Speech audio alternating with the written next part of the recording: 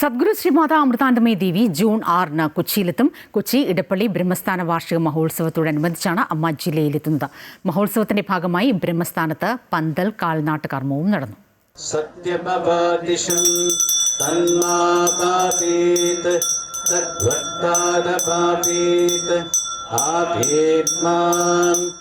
ഏഴു വർഷങ്ങൾക്ക് ശേഷം അനുഗ്രഹവർഷം ചൊരിയാൻ സദ്ഗുരു ശ്രീ മാതാ അമൃതാനന്ദമയി ദേവി കൊച്ചിയിലെത്തുന്നുവെന്ന പ്രത്യേകത കൂടിയുണ്ട് ഇത്തവണത്തെ ബ്രഹ്മസ്ഥാന വാർഷിക മഹോത്സവത്തിന്. ജൂൺ 6, 7 തീയതികളിലായാണ് ബ്രഹ്മസ്ഥാന വാർഷിക മഹോത്സവം. ഇതിന്റെ ഭാഗമായി ബ്രഹ്മസ്ഥാനത്ത് പന്തൽ കാൽനാട്ട് കർമ്മവും നടന്നു. ഭക്തജനങ്ങളുടെ സമൂഹ നാമജപത്തോടെയാണ് കാൽനാട്ട് കർമ്മം ആരംഭിച്ചത്.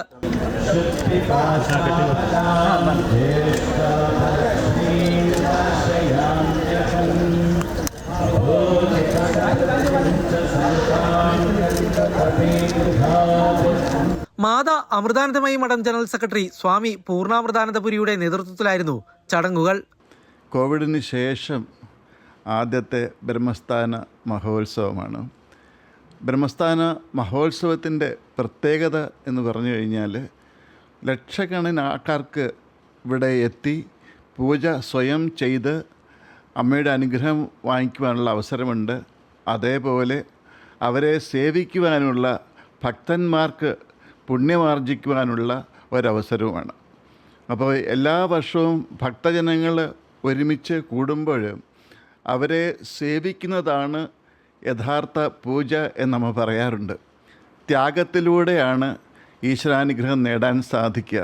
നമ്മൾ ഈശ്വര പൂജ ചെയ്യുമ്പോൾ, ഈശ്വരനെക്കുറിച്ച് ചിന്തിക്കുമ്പോൾ, ഉത്സവങ്ങൾ നടക്കുമ്പോൾ വിദ്വേഷങ്ങളൊക്കെ മറന്ന് നല്ല കാര്യങ്ങൾ മാത്രം ചിന്തിക്കുന്നു, നന്മകൾ മാത്രം ചെയ്യുന്നു. അങ്ങനെ ലോകത്തിന് മുഴുവനും നന്മയുണ്ടാകുവാനുള്ള ഒരു മഹായജ്ഞം കൂടിയാണ് ഇത്തവണത്തെ ബ്രഹ്മസ്ഥാന ഉത്സവം കൊണ്ട് ഉദ്ദേശിക്കുന്നത്. Swami Anakamrithanandapuri, Swamini Karunamritaprana, Brahmachari Narayanan, Brahmachari Jayatamrita Chaitanya, doctor U Krishnakumar, AS Raghunath, Prakash Babu, Sivaramakrishnan എന്നിവരും ചടങ്ങിൽ സന്നിഹിതരായിരുന്നു. അമൃത ന്യൂസ്, കൊച്ചി.